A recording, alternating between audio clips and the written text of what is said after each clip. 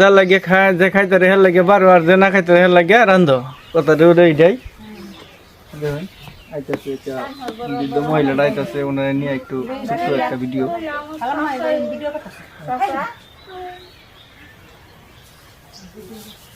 বীজ দিতেছিলাম ক্ষেতের মধ্যে, হঠাৎ করে দেখি এই অবস্থা। আচ্ছা শুনি ওনার বিস্তারিত কাহিনীটা।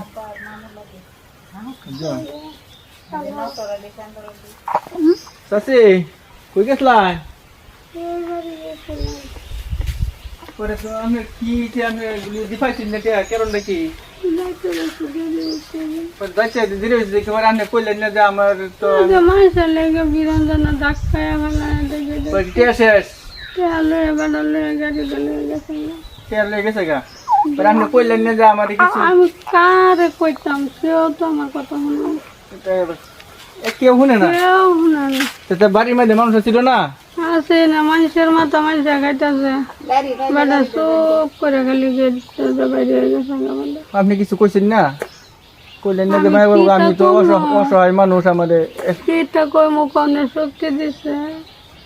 আচ্ছা যাক, এই অবস্থা যে দুনিয়াটার মধ্যে কইছেন না যে খাইতারে তার জন্য কি বারো, আর যে না খাইতারে তার জন্য রান্ধ। এই যে অসহায় মানুষটা প্রায় 1-2 কিলোমিটার রাস্তা অতিক্রম করে এই বাড়িতে গেছে, যাওয়ার পরে কি হইলো, অবশেষে খালি হাতে আছে।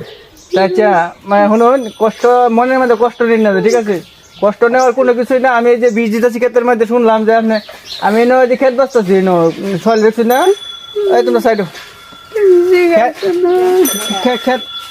ক্ষেত বাঁচতেছে, দেখছি মহিলাটা টিপটিপ হয়ে রয়েছে। আমি ওনাকে বলছি যে আপনি যাইতে তবে ট্রেনে টেহা লয়ে যাবো গা, ঠিক আছে? সত্যি তাই হয়েছে, মানে এই অবস্থা হয়েছে। আচ্ছা যাক, আপনি কষ্ট করছেন, কষ্টের মান আল্লাহ দিব, ঠিক আছে? এটা মন খারাপের কিছু না, হয়তো তাদের টাইম শেষ, তারা দিতেছে না। আমার তরফ থেকে আপনার 100 টাকা আমি আপনার সামান বুঝলেন? আচ্ছা যাক, মনে কিছু নিন না, হ্যাঁ আরো হয়তো সময় কম, আপনার দিকে ধ্যান দিতেছে না। তারাও কিন্তু দানশীল, প্রতি বছরই দান করে, বুঝলেন? তারা দোষ দেওয়া যাইব না হয়তো। আচ্ছা যান, হ্যাঁ ঠিক আছে।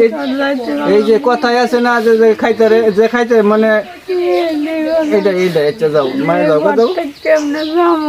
আচ্ছা আস্তে আস্তে যেভাবে কষ্ট করে আইসো, আস্তে আস্তে যাবো। হ্যাঁ আচ্ছা যাও নাই, আমি দেখলাম আপনার সহলে যাইতেছ, এই কারণে হঠাৎ করে জিজ্ঞাসা করলাম যে আচ্ছা আচ্ছা আপনি আমার দোয়া করেন যে